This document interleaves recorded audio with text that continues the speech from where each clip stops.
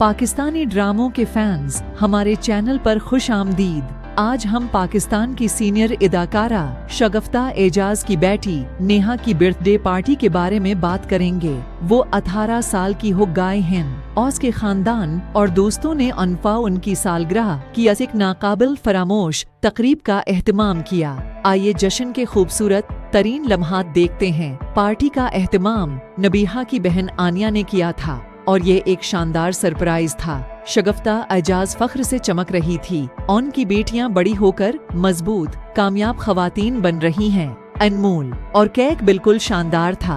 Party मोहब्बत, कहकाओं और ढेरों रक़स से भरी हुई थी। शगफ्ता एजाज के अहल खाना और दोस्त अहबाब ने मिलकर उसे नबीहा के लिए एक यादगार तकरीब बना दिया और यकीना कोई भी सालगिरह अपने प्यारों की दिल्ली नेक तमन्नाओं के बगैर मुकम्मल नहीं होती।